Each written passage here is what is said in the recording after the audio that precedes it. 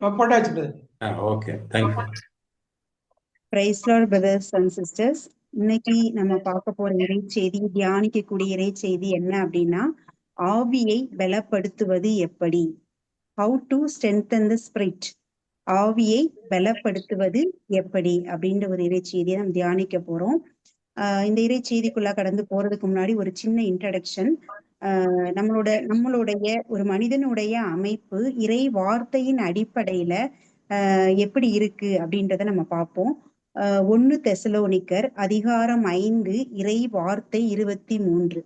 1 தெசலோனிக்கர் அதிகாரம் 5 இறை வார்த்தை 23 இவ்வாறாக இருக்கிறது. அமைதி அருளும் கடவுள் தாமே உங்களை முற்றிலும் தூய்மையாக்குவாராக.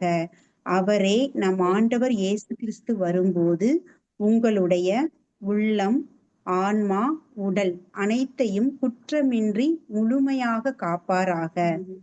இந்த இறை வார்த்தையில உள்ளம் அப்படிங்கிறது நம்மளுடைய ஆவியை குறிக்குது. அப்ப இந்த இறை வார்த்தையின் அடிப்படையில ஒரு மனிதனுடைய அமைப்பு எப்படி இருக்குன்னா, உள்ளம், ஆவி, ஆன்மா, உடல், அதாவது ஸ்பிரிட், சோல், பாடி, இது 3 இணைந்ததுதான் ஒரு மனிதனுடைய அமைப்பு. ஆனா நம்மளுடைய கண்களுக்கு தெரியக்கூடியது எதுனா உடல் தான் நம்ம பார்க்க முடியுது இல்லையா? நம்ம ஆவி, ஆன்மா கண்ணுக்கு புலப்படாத ஒண்ணு. நம்ம கடவுள் ஆவியானவர் இல்லையா? ஆவியான நிலையில இருக்காரு. அப்ப நம்மளும் அந்த மாதிரி ஆவியானவர்கள் தான். அது எப்படி அப்படின்னா, இப்ப நான் அப்படின்னா இந்த இடத்துல ஒவ்வொருவரும் உங்களுடைய பேரை குறிப்பிட்டு, இப்ப நான் டெய்ஸி அப்படின்னா இந்த என்னோட ஐடென்டிட்டி எதை குறிக்குதுன்னா என்னுடைய ஆன்மாவை. நான் ஒரு ஆவி, இந்த ஆவி ஒரு ஆன்மாவை கொண்டிருக்கிறது. இந்த ஆவியும் ஆன்மாவும் கூடாரமாகிய உடல்ல தங்கி இருக்கிறது. அப்ப இந்த கூடாரமாகிய உடல் அழியக்கூடிய ஒன்று இல்லையா?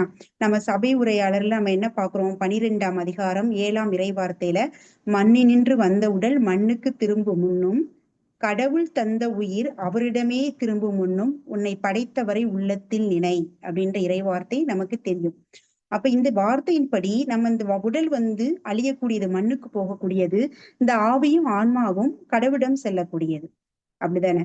அப்ப இந்த இடத்துல நம்ம உடலை பார்க்கும்போது, இந்த உடல் அப்படின்னா அந்த உடல்ல உள்ள ஏதோ ஒரு நோய்கள், பலவீனங்கள் அப்படின்னா அதுக்குரிய அறிகுறிகள் நமக்கு தெரியும். இப்போ உடல்ல காய்ச்சல் இருக்கு அப்படின்னா நம்ம உடல் தொட்டு பார்க்கும்போது சூடா இருக்கும், அதோட சிம்டம்ஸ் நமக்கு வெளியே தெரியும்.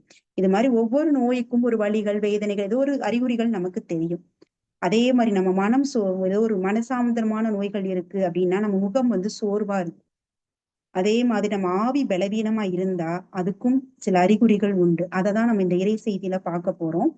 இந்த இறை செய்திக்குள்ள போறதுக்கு முன்னாடி அன்புள்ள சகோதர சகோதரிகளே, இந்த இறை வார்த்தை பகிர்வு உங்களுக்கு ஒரு பயனுள்ளதா, ஆசீர்வாதமா அப்படி இருக்கணும் அப்படின்னா நீங்க நோட்ஸ் எடுத்துக்கணும். நீங்க எழுதும் போது இந்த வார்த்தைகளை நிச்சயம் உங்களுக்கு ஆசீர்வாதமா, ஒரு பலனுள்ளதா, நீங்க எப்படி இதை எழுதிட்டு திரும்பி நீங்க வாசித்து பார்க்கும் போது ஆவியானவர் உங்களுக்கு நிறைய விஷயங்களை கற்றுத் தருவார். நீங்க எந்தெந்த இடத்துல சரியாகுன்றது தெளிவா உங்களுக்கு புரியும். இது நிச்சயம் ஒரு ஆசீர்வாதமான ஒரு இறைச்செய்தி பகுதியா உங்களுக்கு அமையும். அதனால எல்லாரும் நோட்ஸ் எடுத்துக்கங்க, இது உங்களுக்கு பயனுள்ளதா இருக்கும். முதல்ல ஃபர்ஸ்ட் நம்ம பார்க்க போறது என்னன்னா, ஆவி பலவீனமா இருப்பதற்கான ஒரு அறிகுறிகள், சிம்டம்ஸ் என்ன, நம்ம ஸ்பிரிட் வீக்கா இருக்கு அப்படின்றதுக்கான சிம்டம்ஸ் என்ன அப்படின்னா, ஃபர்ஸ்ட் ஒரு விரக்தியான நிலை, ஒரு ஹோப்லெஸ் சிச்சுவேஷன். யாரு இந்த நிலையில இருக்காங்களோ அவங்களோட ஸ்பிரிட், ஆவி பலவீனமா இருக்கு. நம்ம பழைய போப் ஜான் பால் என்ன சொல்லியிருக்காரு அப்படின்னா, never ever lose your hope அப்படின்னு சொல்லியிருக்காரு. அதாவது எந்த சூழ்நிலையிலும் உங்க எதிர்நோக்க மட்டும் கைவிட்டாதீங்க அப்படின்னு சொல்லி. ஏன்னா ஒரு மனிதனுக்கு எதிர்நோக்கு ரொம்ப முக்கியம். அந்த எதிர்நோக்கு தான் வாழ்வதற்கான ஒரு அடிப்படை. இன்னைக்கு நிறைய பேர் தற்கொலை பண்றதுக்கான மெயின் காரணமே அவங்களுக்கு எதிர்நோக்கு இல்லாம போனதான். நம்ம வாழ்க்கையில அடுத்து என்ன செய்யுதுன்னு தெரியல, என் வாழ்க்கை முடிஞ்சது, இதை சரி பண்ணவே முடியாது அப்படின்ற அந்த எதிர்நோக்கே இல்லாத போதுதான் அவங்க என்ன பண்றாங்க அப்படின்னு சொன்னா சூசைட் அட்டன் பண்றாங்க இல்லையா? அப்ப எதிர்நோக்கி இல்ல, கடவுள் நம்ம வாழ்க்கையில எந்த பெற்ற சூழ்நிலையா இருந்தாலும் மாற்ற முடியும் அப்படின்னு நம்ம நம்பணும். அதாவது இப்ப லாசரை நம்ம எடுத்து பார்த்தோம்னா, லாசர் அவர் இறந்து 4 நாள் கழிச்சு ஒரு அழுகிய உடலை தான் ஜீசஸ் உயிர்ப்பிக்கிறாரு.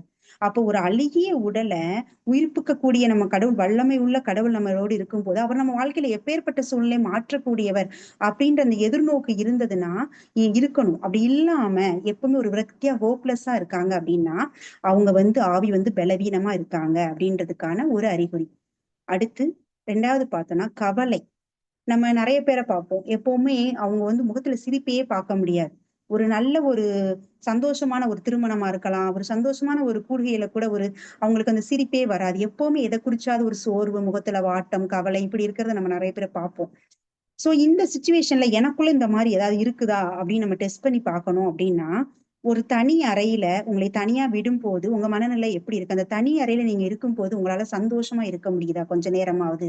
இல்ல என்ன தனியா ஒரு கொஞ்ச நேரம் ஒரு 10 நிமிஷம் தனியா இருந்தா கூட ஒரு ரூம்ல நான் பல விஷயங்கள யோசிக்கிறேன், நான் கவலைப்படுறேன் அப்படின்னா உங்களோட ஸ்பிரிட் ஆவி வந்து பலவீனமா இருக்கு அப்படின்றதுக்கான ஒரு அர்த்தம். நம்ம இதுக்கு எடுத்துக்காட்டு பார்த்தா நம்ம ஜீசஸ் தான். நமக்கு எல்லாமே மாதிரி வந்து நம்ம ஜீசஸ் தான் ஃபாலோ பண்ணணும். ஜீசஸ் வந்து என்ன சிலுவையை சுமந்து கல்வாரிக்கு செல்றாரு இல்லையா?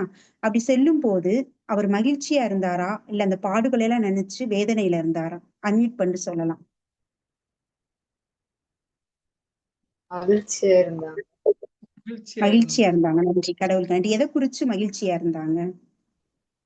அவர் நம்மளோட பாவங்களுக்காக அவர் சிலுவை சுமந்தார். நம்ம வந்து நிலை வாழ்வுக்கு போகணும் அப்படின்றதுனால அவர் மகிழ்ச்சியா அந்த சிலுவையை ஏத்துக்கிட்டு அவர் கல்வாரிக்கு சென்றாரு. ஆமென். Praise the Lord. நன்றி கடவுளுக்கு நன்றி. அப்ப அந்த மகிழ்ச்சி வந்து இது வந்து இறை வார்த்தை அடிப்படையில எங்க இருக்கு அப்படின்னு பார்த்தா எபிரேயர் அதிகாரம் 12 இறைவார்த்தை 2. இந்த வார்த்தை என்ன சொல்லுதுன்னா எபிரேயர் 12 இறைவார்த்தை 2 நம்பிக்கையை தொடங்கி வழி நடத்துபவரும் அதை நிறைவு செய்பவருமான இயேசுவின் மீது கண்களை பதிய வைப்போம். அவர் தாம் அடையவிருந்த மகிழ்ச்சியின் பொருட்டு சாவையும் பொருட்படுத்தாமல் சிலுவையை ஏற்றுக்கொண்டார். அவர் அடையவிருந்த மகிழ்ச்சி எது? அதுதான் நம்மளை மீட்டது, நம்மளை எல்லாம் நிலை வாழ்வு கொண்டு போறதுக்காக நம்ம பாவத்துல இருந்து இவ்வளவு எல்லா மக்களையும் நரக நெருப்புல போகாம பாவத்துல இருந்து நம்ம மீட்டதான் அவருக்கு கொடுத்த மகிழ்ச்சி இல்லையா? அவர் அடைஞ்ச மகிழ்ச்சி. அந்த மகிழ்ச்சி அவருக்குன்னா அவரோட எதிர்நோக்கு கரெக்டா இருந்தது. தந்தையின் திருவுளத்தை நிறைவேற்றணும், மக்களை பாவங்கள்ல இருந்து மீட்கணும் அப்படின்ற எதிர்நோக்கு கரெக்டா இருந்தனால அந்த பாடுகள் மத்தியிலும் அவரோட மகிழ்ச்சியா இருக்க முடிஞ்சது. அப்ப நம்ம எதிர்நோக்கு கரெக்டா இருந்ததுன்னா பரலோகத்தை குறிச்சு இருந்தது நம்மளால எல்லா சூழ்நிலையும் மகிழ்ச்சியா இருக்க முடியும். அப்படி இல்லாம கவலையோட இருக்கும், சின்ன சின்ன விஷயங்களுக்கு ஒண்ணுமே இல்லாதது கூட கவலைப்பட்டுட்டே இருக்கும் அப்படின்னா நம்ம ஆவி பலவீனமா இருக்கு அப்படின்றதுக்கான ஒரு சிம்டம். அடுத்து வந்து நான், என் குடும்பம், என்னோட உறவுகள், என்னுடைய வாழ்க்கை அப்படின்னு ஒரு சிறிய வட்டத்துக்குள்ள இருப்பது. இப்படி இருந்தா அவங்க ஆவி பலவீனமா இருக்கு அப்படின்றது. இப்படி இருப்பதற்கு ஆன காரணம் என்ன? அவங்க உதவி செய்யாம இல்ல. ஆனா முதல்ல அவங்க ஃபர்ஸ்ட் ப்ரிஃபரன்ஸ் அவங்க குடும்பம், உறவுகள், இந்த வட்டத்துக்கு அப்புறம் தான் மற்றவங்களுக்கு அப்படின்ற அந்த எண்ணம் எப்படி வருது அப்படின்னா அவங்களுக்குள்ள இருக்க பயம். எங்க என்னுடைய பொருளை, என்னுடைய நேரத்தை, என்னுடைய விஷயங்களை நான் மற்றவங்களுக்கு செலவிட்டா என்னோட குடும்பத்துக்கு என்ன பண்றது, என்னோட குழந்தைகளோட ஃபியூச்சருக்கு என்ன பண்றது?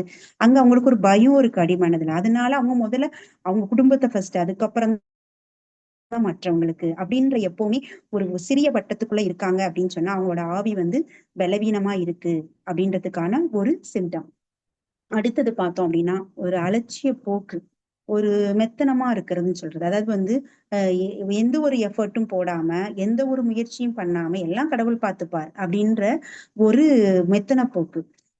எல்லாம் கடவுள் பார்த்துப்பார் அப்படி ஒரு கிறிஸ்தவரா இருந்தா மட்டுமே அவர் வாழ்க்கை வெற்றியா இருக்குமா? அன்மியூட் பட்டு சொல்லலாம். ஒரு கிறிஸ்தவனுக்கு ஒரு கிறிஸ்தவரா இருக்காங்க, ஓகே நான் கிறிஸ்டியனா இருக்கேன் அதனால நான் கிறிஸ்தவரா இருக்கேன் அதனால என் வாழ்க்கை வெற்றியா இருக்குன்னு சொல்ல முடியுமா? இல்ல இல்ல இல்ல சொல்ல முடியாது. ஏன்னா வார்த்தை என்ன சொல்லுதுன்னா ஆஹ் கடவுளை உண்மையாக அன்பு செய்வோருக்கு நடப்பதெல்லாம் நன்மைக்கு ஏதுவாகவே நடக்கும். யாருக்கு நன்மைக்கு ஏதுவா நடக்கும்? கடவுளை உண்மையா அன்பு செய்வோர். உண்மையா அன்பு செய்யறதுனா என்ன? அவர் மீது, அவர் வார்த்தையின் மீது நம்பிக்கை வைக்கணும், அந்த வார்த்தை இதயத்துல பதித்து தியானித்து அந்த வார்த்தையின்படி வாழணும், கடைபிடிக்கணும். அப்பதான் நன்மைக்கு ஏதுவா எல்லாம் நடக்கும். ஏன்னா உண்மையாக அன்பு செய்யுது. கடவுளை அன்பு செய்யணும்னு சொல்லி என்னை அன்பு செய்வது என் கட்டளைகளை கடைபிடிப்பார் அப்படின்னு சொல்லி ஜீசஸ் சொல்லியிருக்காரு. அப்ப அவர் அன்பு செய்யறது அப்படின்னா அவர் கட்டளை கடைபிடிப்பது. இப்ப இதெல்லாம் செய்யுது, இந்த முயற்சியெல்லாம் நான் செய்யறேன் அப்படின்னா நிச்சயம் ஒரு வெற்றியுள்ள வாழ்க்கை நம்ம வாழ முடியும். கடவுள் அந்த கிருபையை நம்ம கொடுத்திருக்காரு, அது வாழ முடியும். ஆனா இது எந்த எஃபர்ட்டும் போட மாட்டேன், நீ எதுவுமே செய்ய மாட்டேன், ஆனா நான் வந்து எல்லாமே நல்லபடியா நடக்கும் அப்படின்னு ஒரு அலட்சிய போக்குல இருக்கிறது வந்து இருந்தாங்க அப்படின்னா அவங்க ஆவி வந்து பலவீனமா இருக்கு அப்படின்றதுக்கான ஒரு இது. அடுத்தது பார்த்தோம் அப்படின்னா கோபம். கோபம் எதுக்கெடுத்தாலும் கோபப்படுறது. அந்த கோபத்துக்கான ஒரு ரூட் காஸ் என்ன, வேற என்னன்னு பார்த்தா பயம். பயம்தான் கோபமா வெளிப்படுது. ஆனா இந்த உலகத்தின் பார்வையில கோபம்னா நம்ம உறவுகளை பார்த்திருப்போம். அவன் என்ன சொல்லுவாங்க, ஒரு குடும்பத்தை கோபக்காரரு, அவர்கிட்ட பேச முடியாது அப்படின்னு அவர் ஒரு பெரிய வீரர் மாதிரியும், அவருக்கு கண்ட எல்லாம் ஒதுங்கி போற மாதிரியும், அவர் ஒரு பெரிய ஆள் மாதிரியும், ஒரு உண்மையான வீர மாதிரியும் வந்து சித்தரிச்சு வச்சிருப்பாங்க. ஏன்னா கோபம்னா வீரம்ன்றது அந்த உலகத்தின் பார்வையில. ஆனா உண்மையான வீரம் அப்படின்னா எது அப்படின்னா, எந்த சூழ்நிலையிலும் இயேசு கிறிஸ்துவை போல அமைதியோடும் பொறுமையோடும் கடவுளோட சித்தத்தை நிறைவேற்றுவதுதான் உண்மையான வீரம். இதுதான் உண்மையான வீரம்.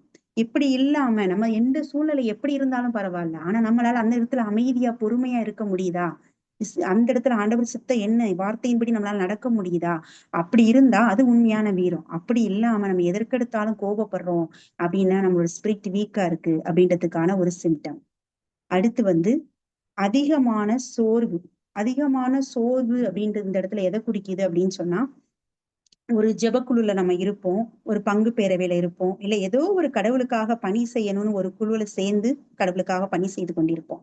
அந்த குரூப்ல ஏதோ ஒருத்தவங்க யாரும் நம்மள ஏதாவது ஒரு வார்த்தை சொல்லியிருக்கலாம், ஒரு மிஸ் அண்டர்ஸ்டாண்டிங் வந்திருக்கலாம், ஏதோ ஒரு விஷயம் நடந்திருக்கலாம். அப்ப என்ன பண்ணுவோம், உடனே அந்த பணிகள்லாம் விட்டுட்டு சோர்ந்து போய் உட்கார்ந்துருவோம். நான் போக மாட்டேன் அப்படின்னு சொல்லிட்டு.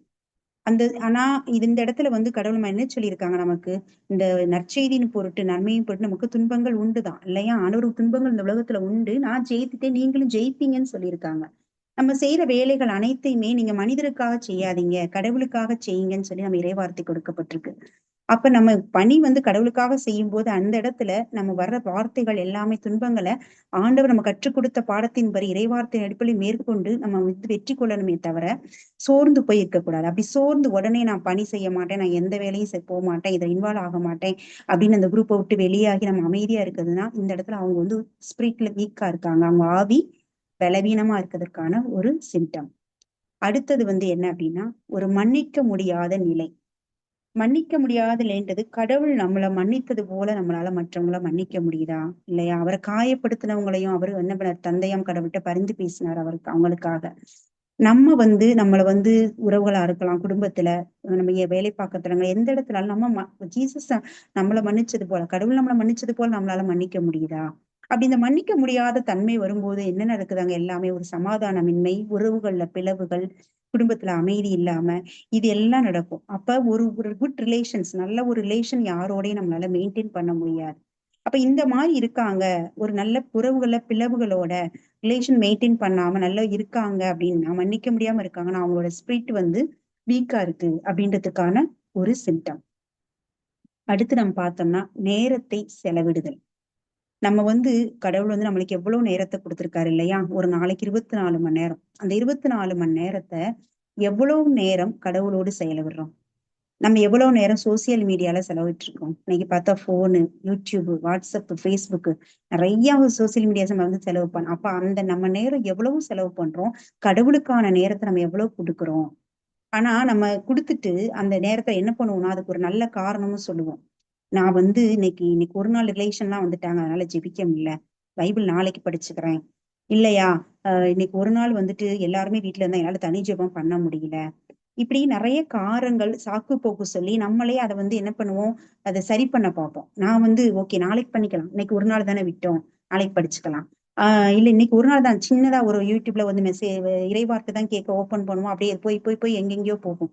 அப்படி போகும்போது நம்மளையே அந்த அந்த மாதிரி ஒரு நிலை இருந்தது. நமக்கு ஒரு நாள் நம்மளே வந்து ஆன்ம பரிசோதனை செய்து காமிக்கணும். இன்னைக்கு நாள்ல எவ்வளவு நாள் ஆண்டவரோட இருந்திருக்கேன், எவ்வளவு நாள் நான் சோசியல் மீடியால செலவிட்டு இருக்கிறேன், எவ்வளவு நேரம் வீண் பேச்சுக்களை நான் செலவிட்டு இருக்கேன். இதெல்லாம் நம்ம பார்க்கும்போது நமக்கு அப்படி இல்லாம நிறைய நேரம் அதுல நம்ம நிறைய நேரம் சோசியல் மீடியா செலவிட்டு இருக்கோம்னா நம்ம ஸ்பிரிட் வந்து வீக்கா இருக்குதுன்னு அர்த்தம்.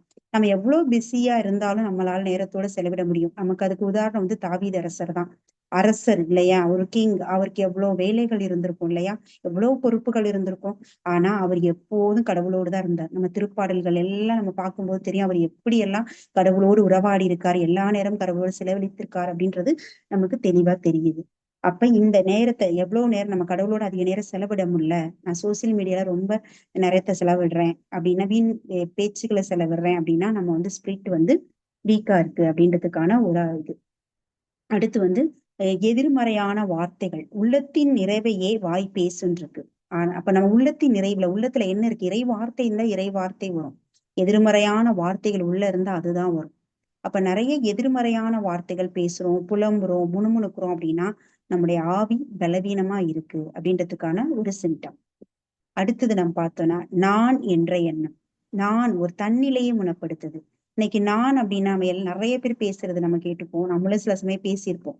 நான் கஷ்டப்பட்டு சம்பாரிச்சேன், நான் கஷ்டப்பட்டு வீடு கட்டினேன், நான் இவ்வளவு கஷ்டப்பட்டு இந்த எம்பியில பெரிய பெரிய பட்டங்கள் படிச்சேன், கோல்டு மெடலிஸ்ட் ஆனேன், நான் நிறைய படிச்சிருக்கேன், கஷ்டப்பட்டு படிச்சேன், உழைச்சேன், முன்னேறினேன், இப்படி சொல்றதை நிறைய கேட்டிருப்போம்.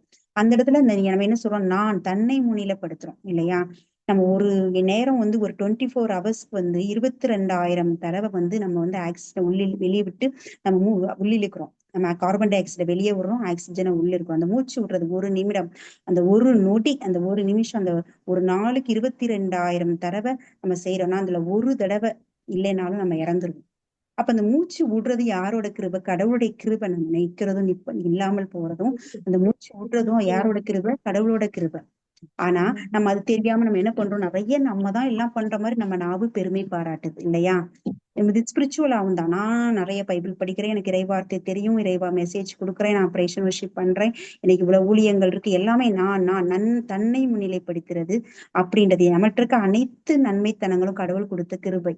அது இல்லாம நான் அப்படின்ற நிலையில இருக்கிறாங்க, தன்னை முன்னிலைப்படுத்துறாங்கன்னா அங்க ஆவி பலவீனமா இருப்பதற்கான ஒரு இது. அடுத்து மனிதரை மகிழ்விக்கும் மனிதராக, அதாவது மற்ற மனிதரை மகிழ்விக்கிறதுக்காக சில விஷயங்களை செய்யறது, பேசுறது எல்லாமே.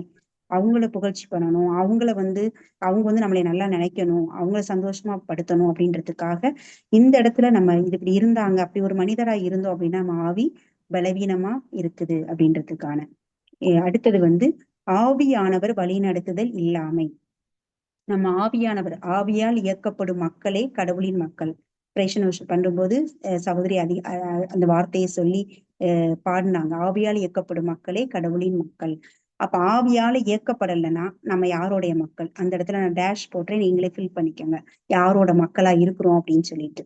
அப்ப நம்ம இன்னைக்கு ஆவியால் இயக்கப்படுறோம். நம்ம என்ன பண்ணுவோம், ஒரு பிசினஸ் பண்றோம், ஒரு திருமணம், ஒரு பெரிய பெரிய விஷயங்கள், ஏதோ ஒரு விஷயம்னா அதுக்கெல்லாம் ஆவியான வெள்ளத்தை கேட்போம். ஆவியானவரே இந்த இடத்துல எப்படி ஜெபிப்போம், மற்றவங்களோட ஜெபிக்க சொல்லி கேட்போம், ஆவியான வழிநடத்தல் கேட்போம். ஆனா சின்ன சின்ன ஒரு நொடி பொழுது கூட ஆவியான விட்டு நம்ம விளையாடக்கூடாது. எல்லா நேரத்திலும் ஆவியான வழிநடத்தல் நமக்குள்ள இருக்கணும்.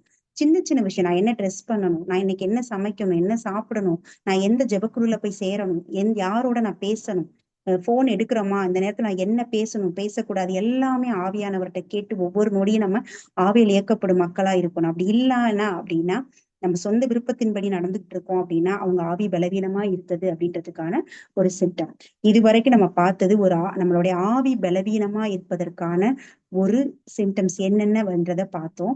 இப்ப நம்ம அடுத்து பார்க்க போறது, நம்ம ஆவி ஸ்ட்ராங்கா இருக்கு, ஸ்பிரிட் ஸ்ட்ராங்கா இருக்கிறதுக்கான அறிகுறிகள், சிம்டம்ஸ் என்ன அப்படின்றதான் நம்ம அடுத்து பார்க்க போறோம். இதுல ஃபர்ஸ்ட் வெற்றி நிச்சயம் அப்படின்ற ஒரு எண்ணம் இருக்கும். அதாவது போராட்டங்கள், சோதனைகள் இருந்தாலும் நான் வெற்றி பெறுவேன் அப்படின்ற மன உறுதியோட இருப்பாங்க. அந்த மன உறுதி எப்படி வரும்னா இறைவார்த்தையின் அடிப்படை, இறை வார்த்தையின் மீது வார்த்தையை அறிக்கையிட்டு அந்த நாள வரைக்கிற அந்த உறுதியினால நிலைத்து நான் வெற்றி நிச்சயம் அப்படின்ற ஒரு நிலையா இருப்பாங்க, கடவுள் மீது உள்ள நம்பிக்கையால. பிலிப்பியர் அதிகாரம் 4 இறைவார்த்தை 13 நம்மளுக்கு எல்லாம் தெரிஞ்ச இறைவார்த்தை தான். என்னை வலுவூட்டுற கிறிஸ்துவின் துணை கொண்டு எதையும் செய்ய எனக்கு ஆற்றல் உண்டு. அப்ப நம்மளால முடியாது, நம்ம வலுவூட்டுற கிறிஸ்துவின் துணையால நம்மளால எல்லாம் செய்ய முடியும். அப்ப வெற்றி நிச்சயம்ன்ற ஒரு மனநிலையில இருப்பாங்க.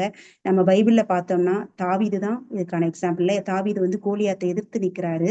கோலியாத் 6.5 முழம் இருக்காரு. அவருடைய ஒவ்வொரு படைக்கணுங்களும் எவ்வளவு வெயிட் இருந்தது, எவ்வளவு பெருசா இருந்ததுன்னு நமக்கு இறைவார்த்தையில படிக்கிறோம். ஆனா அவருக்கு முன்னாடி தாவீது ஒரு சிறுவனா நிக்கிறாரு. 5 கூழாங்கல் மட்டும்தான் அவர்கிட்ட இருக்கு. ஆனா கூழாங்கல் தான் இருக்கு. ஆனா அவர் அந்த உடல் பலத்தை பார்க்கல, அந்த ஆவி, அவரோட ஸ்பிரிட் ஸ்ட்ராங்கா இருந்துச்சு இல்லையா? அப்ப அவர் என்ன நினைச்சாரு அப்படின்னா, நம்ம கடவுள் என்னோட இருக்காரு, நான் வெற்றி நிச்சயம் பெறுவேன் அப்படின்னு பார்த்தாரு. அந்த சுத்தி இருக்க அந்த சூழ்நிலையை பார்க்கல, அவருடைய உருவத்தை பார்க்கிற, கோலியாத்தோட உருவத்தை, அவரோட ஆவி பலமா இருந்தனால அவர் வெற்றி பெற்றாரு. சோ அப்ப நம்ம வெற்றி நிச்சயம் அப்படின்ற ஒரு இதோட போராடுறாங்க, அவங்கள்ட்ட அந்த குணம் இருக்குதுன்னா அவங்க நிச்சயம் ஸ்பிரிட்ல ஸ்ட்ராங்கா இருக்காங்க அப்படின்றதுக்கான ஒரு சிம்டம்.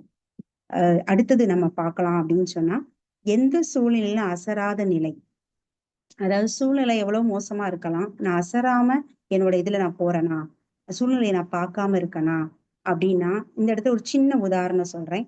ஒரு ஒரு சகோதரிக்கு கேன்சர் இருந்தது. அவங்க வந்து ஒரு திருமணம் ஆகாத ஒரு டீனேஜர்ஸ்ல இருக்க ஒரு பொண்ணு, ஒரு அழகான தோற்றமுடைய பொண்ணு. ஆனா அந்த ட்ரீட்மெண்ட்னால அவங்களுடைய உருவம் வந்து ரொம்ப மாறி போய் ஒல்லியாகி ரொம்ப இதாயிட்டாங்க. அப்ப அவங்க ஜெபிக்கிறதுக்காக ஒரு ஊழியக்காரர்ட்ட போகும்போது அவங்க சொன்னது வந்து, உங்களுடைய பழைய உருவத்த நீங்க நல்லா முன்னாடி இந்த ட்ரீட்மெண்ட்டுக்குலாம் முன்னாடி இருந்த உருவத்த உங்களோட ரூம்ல நெறைய ஃபோட்டோஸ் மாட்டி வச்சு, இத பார்த்து இது போல நான் மாறுவேன், மாறுவேன்னு சொல்லி நீங்க சொல்லிக்கிட்டே இருங்க அப்படின்னு சொல்லி அவங்க சொன்னாங்க. அவங்களும் அத வந்து செய்தாங்க. வார்த்தைய அறிக்கையிட்டாங்க. இயேசுவின் தழும்புகளால் குணமாகிட்டேன்ற அந்த வார்த்தைய நினைச்சாங்க. சொன்ன அறிக்கையிட்டாங்க. அந்த ஃபோட்டோ வந்து பார்த்து சொல்லிட்டே இருந்தாங்க. ஒரு பக்கம் ட்ரீட்மெண்ட் போயிட்டே இருந்தது. ரிப்போர்ட்ஸ் அவங்க வந்து டாக்டர் ரிப்போர்ட்ஸையோ, ட்ரீட்மெண்ட் என்ன நடக்குது, ஹீமோ, ரேடியேஷன் எல்லாம் அதெல்லாம் அவங்க பார்க்கவே இல்ல. இந்த வார்த்தையில ஃபோக்கஸ் பண்ணிட்டு இருந்தாங்க. ஒரு 6 மந்த் முடிஞ்சது. அவங்க ட்ரீட்மெண்ட் எல்லாம் முடிஞ்சதுக்கு அப்புறம் அவங்களுக்கு வந்து அந்த நோய்க்கான அறிகுறி எதுவுமே இல்ல. ஃபுல்லா கியூர் ஆயிட்டாங்க அப்படின்னு சொல்லிட்டு டாக்டர்ஸ் ரிப்போர்ட் குடுத்தாங்க. அவங்க உருவமும் அந்த பழைய உருவமா அவங்களுக்கு வந்து திரும்ப கிடைச்சது. அப்ப எவ்வளவு அவங்களோட இந்த சூழ்நிலையை அவங்க பார்க்கவே இல்லை. இந்த மாதிரி ஒரு அசராத நிலையில இருப்பாங்க. அப்படி இருந்தாங்கன்னா அவங்க ஸ்பிரிட் வந்து ஸ்ட்ராங்கா இருக்கு அப்படின்றதுக்கான ஒரு சிம்டம். அடுத்து வந்து ஒரு காரியத்தை விடாது முயற்சி செய்து வெற்றி பெறுவது. ஏதோ ஒரு காரியம் நம்ம ஒரு விஷயத்துக்காக ஒரு பிரச்சனைல இருந்து வெளிவர போராடுறோம் அப்படின்னா விடாது முயற்சி செய்யணும். நம்ம வந்து இப்ப வார்த்தை கொடுக்கப்படுது, வார்த்தை அறிக்கையிடுறோம் அப்படின்னு சொன்னா தொடர்ந்து நம்ம அந்த முயற்சியை செய்யணும். கொஞ்ச நாள் நான் ஒரு பிரச்சனையில இருந்து விடுதலையாக வார்த்தை கொடுக்குறாங்க, வார்த்தையை நம்ம அறிக்கையிடுறோம். கொஞ்ச நாள் வார்த்தை அறிக்கையிட்டுட்டு கொஞ்ச நாள் ஆனோனையும் இல்ல இந்த மெத்தட் ஒண்ணும் சரியில்லை, எதுவுமே முன்ன விட பிரச்சனை நிறைய ஆகுது, சூழல் வந்து ரொம்ப மோசமா இருக்கு அப்படின்னு சொல்லி அதை ஸ்டாப் பண்ணிட்டு வேற ஏதாவது மெத்தட் இருக்கலாமா, நம்ம நடந்து போலாம், மொட்டை போடலாம், இல்ல இந்த மெழுகுவர்த்தி இத்தனை நாள் ஏத்தலாம், இப்படி நிறைய பக்தி முயற்சிகளை வேற மாதிரி விஷயங்கள் போலாம். சில கிறிஸ்தவர்கள் அதையும் தாண்டி என்ன பண்றோம், வேற்று தெய்வ குறி கேட்கறது, அந்த மாதிரி எல்லாம் வேற வேற அந்த மாதிரி போயிடுறது. அப்படி போகாம விடாது முயற்சி செய்து நான் வந்து இந்த காரியத்துல வெற்றி பெறுவேன் அப்படின்னு சொல்லி நிலைத்து நிற்கிறது வந்து இருந்தாங்க அப்படின்னா அவங்களோட ஸ்பிரிட் வந்து ஸ்ட்ராங்கா இருக்கு அப்படின்றதுக்கான ஒரு சிம்டம் தான். அப்புறம் எந்த சூழ்நிலையும் பரிசுத்த ஆவியின் கனிகளை கொடுக்கணும். அப்படி கொடுத்தாங்க அப்படி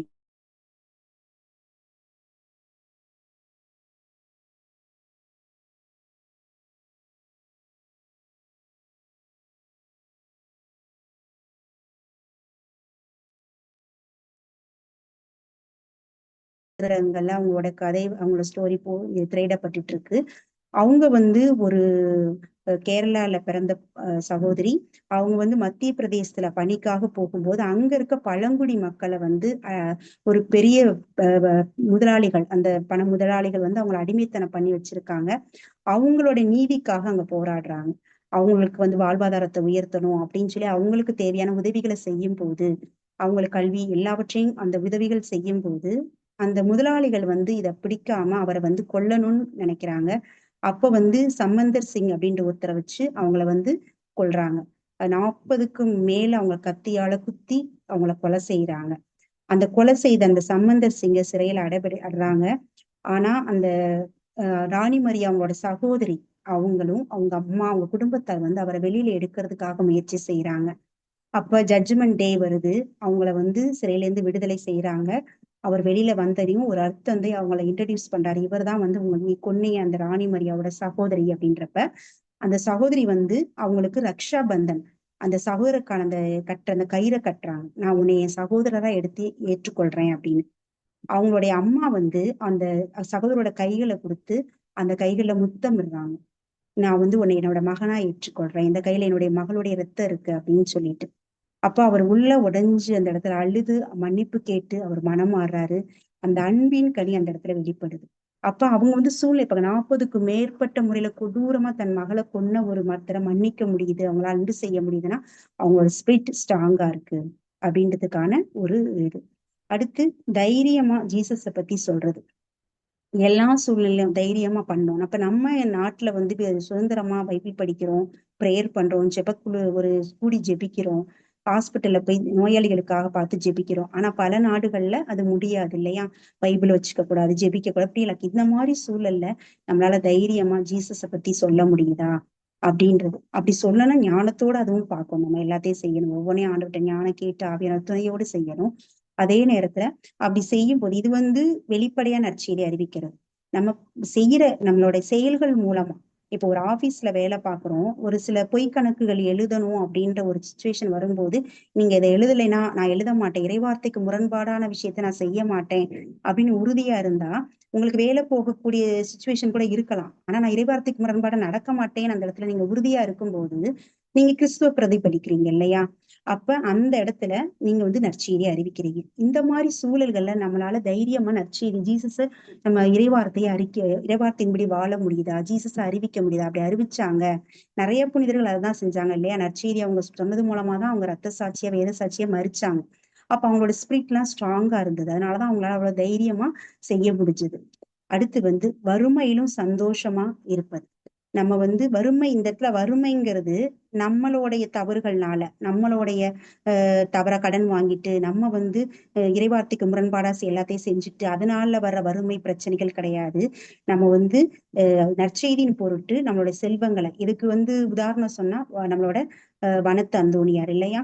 அவர் வந்து தன்னுடைய நூற்றுக்கணக்கான ஏக்கர் உள்ள அந்த நிலங்களை எல்லாம் விற்று என்ன பண்ணாரு, ஏழைகளுக்கு கொடுத்துட்டு, சகோதரிக்கும் கொடுத்துட்டு, அவர் ஒரு பாலைவனத்துல போய் அவர் வந்து தவம் மேற்கொண்டார். இறை வார்த்தையின்படி வாழ்ந்தார். அப்ப அந்த இடத்துல அவர் சந்தோஷமா தான் இருந்தார். இந்த மாதிரி நிறைய புனிதர்கள் நம்ம கேட்கிறோம் இல்லையா? அவங்களுடைய சொத்துக்களை எல்லாம் மற்றவங்களுக்கு கொடுத்துட்டு அவங்க என்ன பண்ணாங்க, சந்தோஷமா தான் இருந்தாங்க. நிறைய ஊழியக்காரர்கள் இன்னைக்கு அப்படிதான், அவங்களோட சொந்த பணத்தை ஊழியத்துக்காக நிறைய அவங்க குடும்பம் இருக்கு. ஆனா தேவையான அளவு அவங்களுக்கு இருந்தா கூட மற்றவங்களுக்கு கொடுக்குறாங்க. இல்லாமையிலும் கொடுத்து அவங்க வந்து சந்தோஷமா அவங்களுக்கு அந்த வறுமை வெளில தெரியல. அப்ப கடவுளோட பார்வையில அவங்க செல்வந்தர்களா இருக்காங்க. நமக்கு செல்வந்தருக்கு வந்து கேட்கும்போது ஒரு செல்வந்தன் ஜீசஸ் வந்து கேட்கிறப்ப என்ன சொல்றாங்க? உடைமைய விற்று ஏழைகளுக்கு கொடு, அப்ப விண்ணரசுல நீ செல்வந்தரா இருப்ப.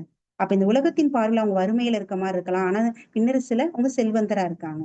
அப்ப இந்த மாதிரி வறுமையில சந்தோஷமா இருக்க முடியுதா அப்படின்னா அவங்க ஸ்பிரிட் வந்து ஸ்ட்ராங்கா இருக்கு அப்படின்றதுக்கான ஒரு சிம்டம். அடுத்து வந்து குறைவாக பேசுதல், லெஸ் டாக். அதாவது நம்ம ஆம் என்றால் ஆம், இல்லை என்றால் இல்லை. இதுக்கு மேற்கொண்ட வர்ற வார்த்தை எல்லாம் எதுல இருந்து, யார்கிட்ட இருந்து வருதுன்னு நமக்கு நற்செய்தியில அழகா கொடுக்குது, சாத்தான்ட்ட இருந்து வருது. அப்ப நம்ம இந்த ஒரு ஸ்பிரிட்ல ஆவியில பலமா இருக்கவங்க என்ன பண்ணுவாங்கன்னா இறை வார்த்தையின்படிதான் பேசுவாங்க. ஆம்னா ஆம், இல்லைன்னா இல்லை. தேவையில்லாத பேச்சுக்கள் அங்க இருக்காது. அப்படி இருந்தாங்க அப்படின்னா அவங்களோட ஸ்பிரிட் வந்து ஸ்ட்ராங்கா இருக்கு அப்படின்றதுக்கான ஒரு சிம்டம். அடுத்து எப்போதும் பரலோகத்தையே ஃபோக்கஸ் பண்ணி இருப்பது. எப்பவுமே பரலோகத்தை ஃபோக்கஸ் பண்றதுன்னா வானத்தை அண்ணாந்து பார்த்துட்டு இருக்கிறதுன்னு கிடையாது. அந்த ஜீசஸ்க்கு என்ன பிடிக்கும், நான் அவருக்கு பிடிச்ச மாதிரி என் குடும்ப வாழ்க்கை போகுதா, என்னோட ஊழிய பாதை போகுதா, அவருக்கு எனக்கு கொடுத்த அந்த ஸ்பெஷல் பணி, எனக்குன்னு ஒரு தனி பணியை கொடுத்திருக்கிறாரு, அந்த பணியை நான் செய்யறேனா, அதை நான் கண்டு கொண்டேனா, அதன்படி நான் நடந்துட்டு இருக்கேனா, அந்த வாழ்வின் நூலில் என் பேர் எழுதப்பட்டிருக்கா, இப்படி எப்போது பரலோகத்துக்கு வச்சு அங்க எனக்காக ஒரு உறைவிடம் கட்டிருக்காரு, அந்த உறைவிடத்துக்கு நான் என்ன பேஸ் போட்டிருக்கேன், ஒரு பிளாட்டாவது நான் வாங்கியிருக்கேனா, விண்ணகத்துல நான் என்ன சேர்த்து வச்சிருக்கேன், எப்போ இந்த பரலோகத்தை குறிச்சு எண்ணி கொண்டிருப்பாங்க. அப்படி இருந்தாங்க அப்படின்னா அவங்களோட ஸ்பிரிட் வந்து ஸ்ட்ராங்கா இருக்கு அப்படின்ட்டு. அடுத்து எல்லோருக்குமே நன்மை செய்வாங்க. பாக்குற எல்லாருக்கும் இவங்களுக்கு நம்ம ஏதாவது செய்ய முடியுமா நன்மை, அவங்க உதவி வந்து கேட்ட பிறகு செய்யறது கிடையாது. நம்ம இவங்களுக்கு ஏதாவது நன்மை செய்யணும் அப்படின்ட்டு வந்து ஒரு எண்ணம் எப்பவுமே அவங்களுக்கு இருக்கும். அவங்க சூழ்நிலையை பார்க்க மாட்டாங்க, நம்ம சுய விருப்பத்தை பார்க்க மாட்டாங்க. மற்றவங்க பாக்குறவங்களுக்கு இவங்களுக்கு ஏதோ ஒரு தேவைப்படுது, அந்த தேவையை நம்ம அறிஞ்சு உதவி செய்வாங்க. அப்படி இருந்தாங்க அப்படின்னா அவங்களோட ஆவி வந்து பலமா இருக்கு. அடுத்தது வந்து முதுமையிலும் இளமை. அதாவது வந்து நிறைய ஊழியக்காரங்களை இன்னைக்கு பாக்குறோம் இல்லையா? 50 வயது 60 வயது ஆனாலும் ரொம்ப ஆக்டிவா அவங்க ஊழியத்துல இருக்காங்க. அவங்களோட ஃபேஸ்ல எப்பயும் அந்த டல்னஸ், டயர்டு பார்க்கவே முடியாது. உற்சாகமா ஊழியம் செய்வாங்க. ஆண்டவருக்கான பணியை உற்சாகத்தோட, அவங்க வயது ஒரு முக்கியமே கிடையாது. அவங்களோட ஆக்டிவ் பார்த்தா எத்தனை நாளோ ஃபாஸ்டிங் இருந்து மக்களுக்காக ஜெபிப்பாங்க, ஊழியம் பண்ணுவாங்க, எல்லாம் செய்வாங்க. ஆனா அவங்க முகத்துல அந்த சோர்வு நமக்கு பார்க்கவே முடியாது. எந்நேரம் மக்களுக்காக ஆண்டவருக்கு பணியை செய்துட்டே இருப்பாங்க. நம்ம இதை எக்ஸாம் பார்த்தா நம்ம பைபிள பார்த்தா காலேபு இல்லையா? காலேபு வந்து 40 வயதுல மோசையோட இருந்தாரு. ஆனா அவருக்கு கொடுத்த வாக்களிக்கப்பட்ட அந்த மலைநாட்டை வந்து 85 வயதுல உள்ள போனார், அதுக்குள்ள சுதந்திரிக்க. அப்ப அவர் என்ன சொன்னாருன்னா, 40 வயதுல இருந்த அந்த வலிமை, போர் புரிவதற்கான வலிமை எனக்கு இந்த 85 வயதுல இருக்கு அப்படின்னு அவர் வந்து நம்பினாரு. அதை நம்பின பாரி அவரால் அந்த அந்த இடத்துல ஆணாக்கியர் அவங்கள வந்து வெளியே அமைச்சிட்டு அந்த இடத்துல வந்து அவர் அந்த நாட்டை சுதந்திரிச்சு கொண்டார். அப்ப போரிட்டு அப்ப அந்த 85 வயதுல 40க்குரிய வலிமை அவர்கிட்ட இருந்தது. அப்ப நம்மளும் அந்த மாதிரி எத்தனை வயதானாலும் நம்ம ஆவி பலமா இருந்தா நம்மளால உற்சாகத்தோட ஊழியத்தை செய்ய முடியும், ஆண்டவருடைய பணியை செய்ய முடியும். இப்ப இது வந்து இதெல்லாம் ஸ்பிரிட், நம்மளோட ஆவி பலமா இருப்பதற்கான ஒரு சிம்டம்ஸ். இப்ப ஆவி பலவீனமா இருந்தா என்னென்ன சிம்டம்ஸ், ஆவி பலமா இருந்தா எப்படி இருப்போம் அப்படின்றதுக்காக பார்த்தோம். இப்ப இந்த பலவீனத்தை நம்ம எப்படி பலமா மாத்துறது, how to strengthen our spirit, நம்ம ஸ்பிரிட் வந்து எப்படி வந்து ஸ்ட்ரென்தன் ஆக்கலாம் அப்படின்னா, மார்க் 9:23 என்ன இறைவார்த்தை என்ன சொல்லுதுன்னா, நம்புகிறவருக்கு எல்லாம் நிகழும். அப்ப நம்ம கிறிஸ்தவ வாழ்வின் அடிப்படையே நம்பிக்கையும் அன்பும் தான். ஆணிவேரே நம்பிக்கையும் அன்பும் தான். அந்த நம்பிக்கை வேணும், நம்பிக்கையோட இருக்கணும் அப்படின்னு நிறைய மெசேஜ் நம்ம கேட்கிறோம். அந்த நம்பிக்கையை எப்படி நம்ம பயிற்சி செய்யறது, அந்த நம்பிக்கையை நம்ம எப்படி பெற்றுக்கொள்றது, நம்ம அதை எப்படி வளர்றது, அந்த லெவலை இன்க்ரீஸ் பண்றது, அதை எப்படி வந்து வளர்ந்து வர்றது அப்படின்னு பார்த்தா, ஃபர்ஸ்ட் வந்து இறை வார்த்தைய வாசிக்கணும். 1 பேதுரு 2:22-3 என்ன சொல்லிதுன்னா, புதிதாக பிறந்த குழந்தைகளைப் போல வஞ்சகமற்ற வார்த்தையாகிய பாலை அருந்துவதில் ஆர்வமுள்ளவராய் இருங்கள், அதை அருந்துவதால் மீட்பில் வளருவீர்கள் அப்படின்னு நம்ம வார்த்தை வாசிக்கிறோம். அப்ப நம்ம இறை வார்த்தைய அதிகமா வாசிக்கணும். 2வது இறை வார்த்தைய தியானிக்கணும். நம்ம ஒரு நாளைக்கு ஒரு வார்த்தையாவது எடுத்து நம்ம அந்த வார்த்தைய தியானிக்கணும். அதை தியானிக்கும் போது என்ன நடக்கும்னா, அந்த வார்த்தையின் வெளிச்சத்தை நம்ம பெற்றுக்கொள்வோம். நம்ம ஜீசஸ் என்ன சொல்றாரு, இந்த உலகில் இருக்கும் வரை நானே உலகின் ஒளி. அப்ப இந்த உலகில் இருக்கும் வரை அவர் உலகினா, அவர் சென்றப்புறம் யாரு ஒளி, அவர் வார்த்தை தான். வார்த்தை வேற, ஜீசஸ் வேற இல்லை இல்லையா? வாக்கு மனிதரானார், நம்மிடையே குடிகொண்டார். அப்ப அந்த வார்த்தை தான் ஜீசஸா இருக்காரு. அப்ப அந்த வார்த்தையை நம்ம ஒவ்வொரு நாளும் தியானிக்கும் போது அந்த வார்த்தையின் வெளிச்சத்தை நம்ம பெற்றுக்கொள்வோம். அந்த வெளிச்சத்தில் நம்ம ஒவ்வொரு நாள் நடப்போம். திருப்பாடல் இருக்கு, உங்களோட வாக்கே, கடவுளின் வாக்கே நம்ம காலடிக்கு விளக்கு, அதுவே நம் பாதைக்கும் ஒளின்னு திருப்பாடல் 119 வாசிக்கிறோம். அப்ப அவரோட அந்த பாதையின் அந்த வார்த்தையினுடைய வெளிச்சத்தில் நம்ம நடக்கணும்னா தொடர்ந்து அந்த வார்த்தையை நம்ம வாசிக்கணும், தியானிக்கணும். அப்பதான் தொடர்ந்து அந்த வெளிச்சத்தில் நம்ம இருக்க முடியும், இல்ல நம்ம இருளுக்கு போயிருவோம் இல்லையா? அப்ப தொடர்ந்து அந்த இறை வார்த்தையை தியானிக்கணும். அடுத்து இறை வார்த்தைய அறிக்கையிடணும். நம்ம அறிக்கையிடணும். உரோமையர் 10:17, உரோமையர் அதிகாரம் 10 இறை வார்த்தை 17 நமக்கு எல்லாரும் தெரிஞ்ச இறை வார்த்தை தான். நம்ம இறை வார்த்தை எப்ப நம்பிக்கை உண்டாகும், அறிவிப்பதை கேட்டால்தான் நம்பிக்கை உண்டாகும். நம்ம அறிவிப்பதை கேட்க நம்ம வாயார இறை வார்த்தைய, நமக்கு எல்லாம் தெரியும், இது எல்லாமே இறை வார்த்தையை அறிக்கையிட்டு இருக்கோம். இப்ப இறை வார்த்தையை அறிக்கையிடும் போது நம்ம காதுகள் அதை கேட்குது, நமக்கு நம்பிக்கை உண்டாகுது. அப்ப இறை வார்த்தையை நம்ம வாயார அறிக்கையிட நம்ம காதுகள் கேட்குது இல்லையா? அப்ப இந்த இடத்துல இறை வார்த்தையை தொடர்ந்து நம்ம அறிக்கையிடணும். அடுத்து நாவை காத்து கொள்ளுதல். நாவை காத்து, நம்ம வாழ்வும் சாவும் நம் நாவின் அதிகாரத்துல இருக்கு அப்படின்னு இறை வார்த்தை இருக்கு. அப்ப நாவை வந்து நம்ம எப்படி காத்து கொள்ளணும்? இப்போ வந்து நம்ம ஒரு நெல்லு விதை போட்டோம் அப்படின்னா, அந்த நெல் செடி முளைச்சு வரும்போது ஒரு நெல்மணி மட்டும் இருக்குமா? இல்ல, நிறைய நெல்மணிகள் இருக்கும் ஒரு செடியில, அப்படிதானே? அப்ப ஒரு வார்த்தையை விதைக்கிறோம், இறை வார்த்தையா இருந்தா அந்த வார்த்தை வந்து வளர்ந்து பல நன்மைகளை தந்து அது நமக்கு வாழ்வாக முடியும். அதே நம்ம இறை வார்த்தைக்கு முரண்பாடா ஒரு எதிர்மறையான வார்த்தையை விதைச்சோம் அப்படின்னா அதுவும் முளைச்சு பல தீமைகளை நமக்கு தந்து சாவா நமக்கு முடியும். அப்ப நம்ம வாழ்வும் சாவும் நம்ம வாயின் வார்த்தைகள்ல இருக்கு. அது நாம பேசும்போது கவனமா பேசணும். நம்ம இறை வார்த்தைக்கு முரண்பாடான விஷயங்களை பேசாம இறை வார்த்தையின்படி நம்ம பேசணும். அடுத்து இந்த வார்த்தையை நம்ம அறிக்கையிடுறோம் இல்லையா? இறை வார்த்தையை நம்ம அறிக்கையிடும் போது என்ன நடக்குது? நிறைய பேருக்கு இது, நம்ம வார்த்தையை அறிக்கையிட்டுட்டே இருக்கோம், அந்த வார்த்தையை நம்ம அறிக்கையிடும் போது என்ன நடக்குது அப்படின்னா, எபிரேயர் அதிகாரம் 1 இறை வார்த்தை 14 எடுத்தவங்க வாசிக்கலாம். எபிரேயர் அதிகாரம் 1 இறை வார்த்தை 14.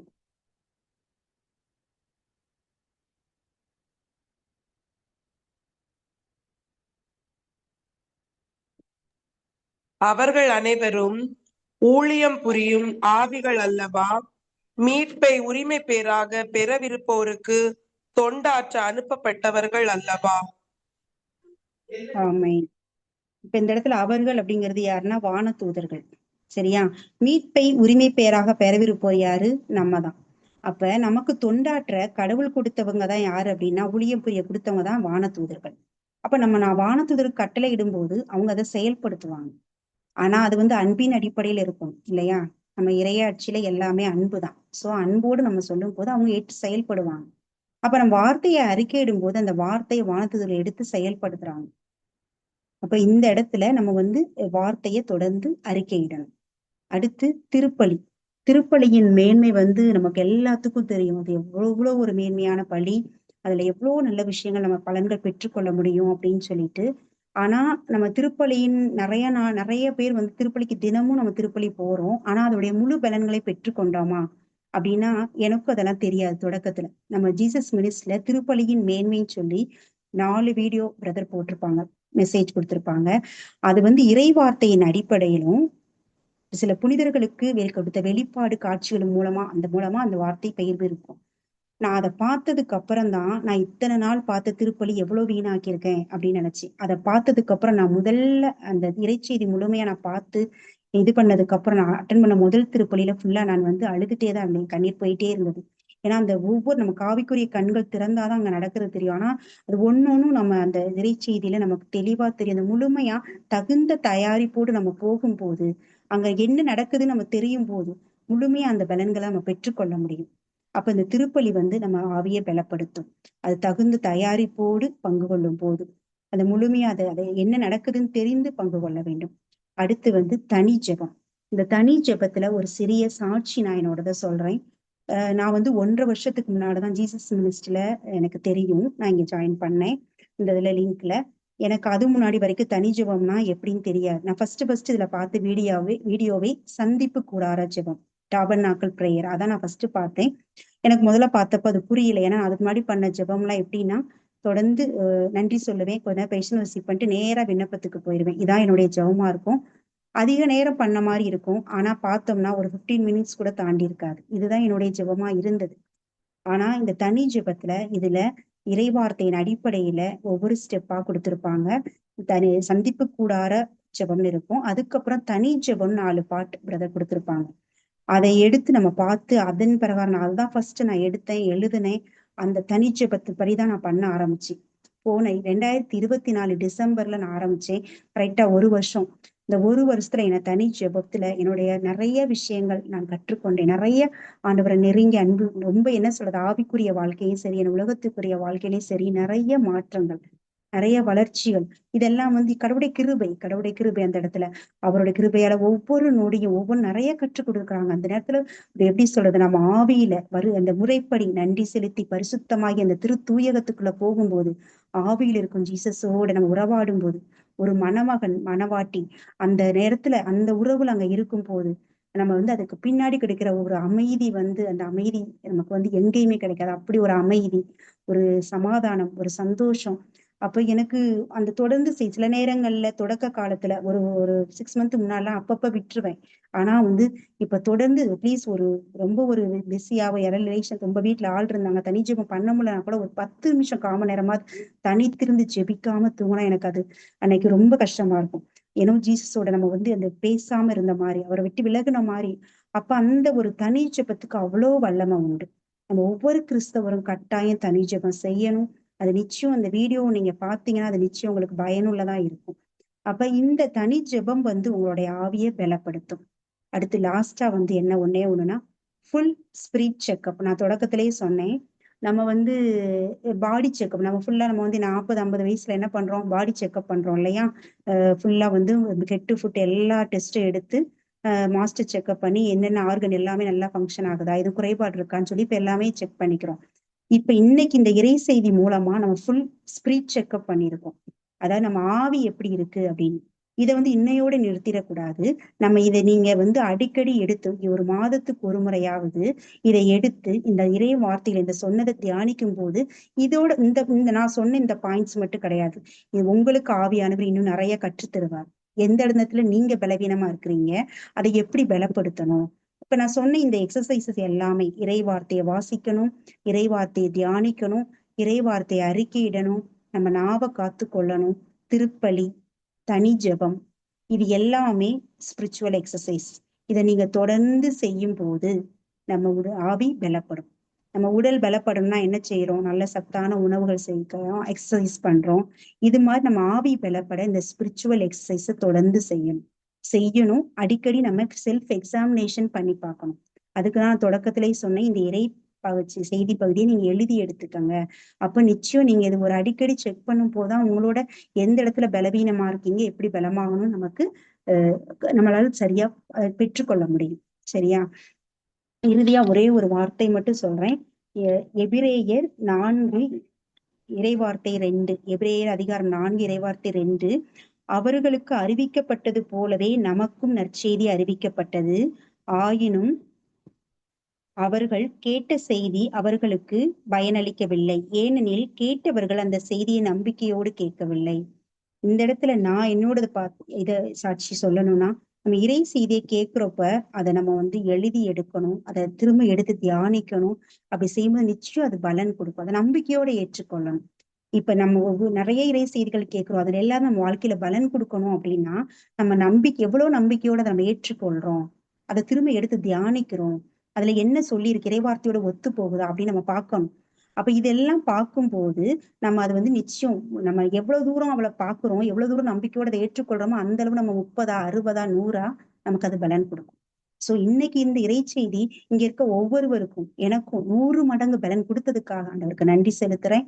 அந்த அருள் வேண்டி ஒரு சிறிய ஜெபத்தோடு இந்த செய்தி பகுதியை முடிக்கிறோம். தந்தை, மகன், தூய ஆவியின் பெயராலே ஆமென். அன்பு தந்தை இறைவா, அப்பா இந்த நாள்ல ஏதோ வார்த்தை பகிர்வு, இதோ ஆவியை பலவீனமா இருந்தா எப்படி இருக்கும், பலமா இருந்தா எப்படி இருக்கும், அதை பலப்படுத்துவது எப்படி அப்படின்றதெல்லாம் எங்களுக்கு கற்றுக் கொடுத்திருக்கீங்க. அதுக்காக நன்றி செலுத்துகிறோம். இது ஆண்டவரை எங்கள் ஒவ்வொருவரையும் இந்த இணைப்பில் இருக்க ஒவ்வொரு சகோதர சகோதரிகளையும் ஒப்புக் கொடுக்கிற ஆண்டவரை, அப்பா இது எந்த இடத்துல அவங்க பலவீனமா இருக்காங்களோ, இதோ என் அருள் உனக்கு போதும், பலவீனத்திலே என் பலன் பூரணமா இருக்குன்னு சொல்லியிருக்கீங்க ஆண்டவரை. இதோ அவங்க அந்த இடத்துல பலமாகறதுக்கு அருள் வேண்டி நிக்கிறோம் ஆண்டவரை. முழுமையா நீர் ஆட்கொண்டு ஒவ்வொருவரையும் அப்பா எந்த இடத்துல பலவீனமா இருக்காங்களோ அதை பலப்படுத்த, எங்க ஸ்பிரிச்சுவல் எக்ஸசைஸை இன்னும் நாங்க அதிகப்படுத்த எங்களுக்கு தேவையான அருள் வேண்டி நிற்கிறோம். ஆமென். Praise the Lord. கிறிஸ்துவுக்குள் அன்பார்ந்த சகோதர சகோதரிகள்